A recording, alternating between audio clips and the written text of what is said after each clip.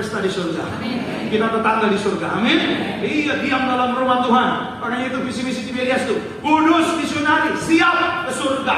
Selalu siap ke surga. Karena apa? Karena Anda dan saya umat-umat pilihan Tuhan. Amin. Maka itu ya kita harus tahu nih di dasar hati kita. Biasanya akhir tahun orang ketakutan, mau masuk tahun baru, ya kan? Banyak orang ya nanti biasanya nih, ya ada tuh ramalan, ya jangan saudara percaya aja sama firman Tuhan. Amin. Iya, nanti terjadi ini, terjadi itu. Tapi bener loh Pak, waktu itu ada yang pernah ngomong bener loh Pak, terjadi loh Pak. Iya, saya mau bilang sama saudara itu ya nggak perlu kita pikirkan.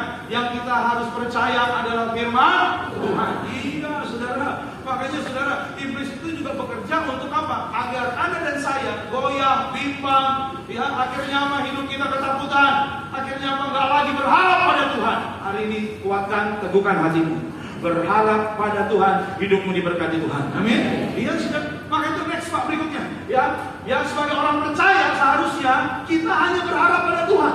Saya catat yang pertama, jangan berharap pada kekuatan manusia. Jangan berharap pada kekuatan manusia.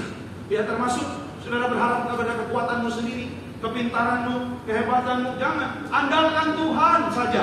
Iya, karena gini loh saudara. Sehebat-hebatnya manusia terbatas. Sehebat-hebatnya manusia terbatas. Apa terbatasnya Pak? Kekuatannya. Apa terbatasnya Pak? Pikirannya. Apa terbatasnya Pak? Umurnya. Terbatas, saudara. Iya. Saya ngobrol kemarin sama istri, saudara. Ya, ngobrol gitu. Ya, kira-kira karena saya habis gugur, ada jemaat umurnya 95. Iya, 95. 5 tahun lagi 100 dia. Iya kan? Iya, tapi 95 Tuhan panggil. Ya, oma-oma gitu. Pulang dari pelayanan saya ngobrol sama istri gitu. Kira-kira nanti kita sampai berapa ya? Gitu. Ya, terus istri tanya, kalau kamu maunya sampai berapa? Saya pikir-pikir kayaknya 80 lah. Ya paling, ya kalau Tuhan kasih 80-an boleh lah. Ya sekarang 40-an, ya kira-kira 30 sekianan lah. Ya kalau Tuhan izinkan, nggak mau lebih panjang? Ya udah, saya bilang mau berapa? 300 juga kelamaan juga. Ya, saya pernah ketemu ada opa-opa itu cuma sentral Pak, saudara. Ya karena gini loh, memang secara medis juga kita harus sadar, makin umur ya pasti ya makin lemah gitu. Tapi saya doa saudara panjang umurnya sehat. Amin. Iya. Musa tuh umur 80, kekuatan 40 gitu. Ya, artinya apa? Panjang umur, sehat. Saya doa saudara sehat. Amin. Ketemu opa-opa umurnya memang udah mau 197 sudah. Masih ke gereja loh, hebat.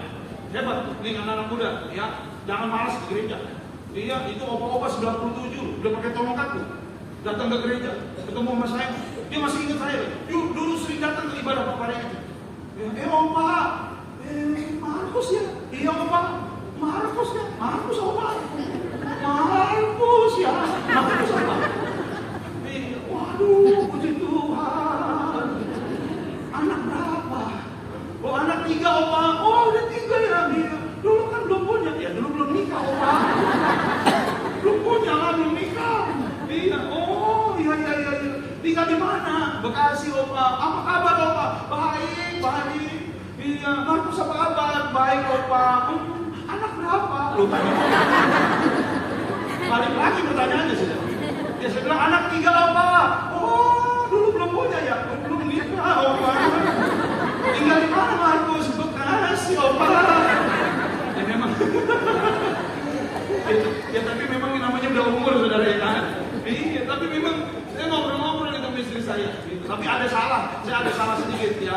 Ya akhirnya saya bilang ya kalau kira-kira yang mati siapa duluan? Pak jangan ditanyain Pak gini Pak.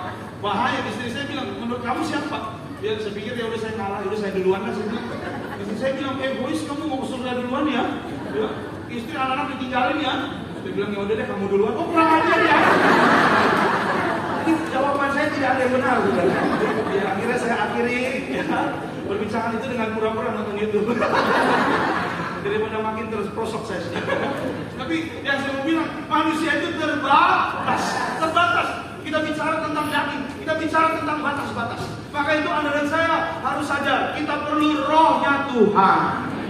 Makanya kan tiada yang mustahil dan tiada yang suka apa? Bila roh Allah turut bekerja, tiada yang mustahil bagi orang percaya, karena roh Allah turut bekerja di antara kita. Karena roh Allah, kalau dengan kekuatan kita nggak bisa.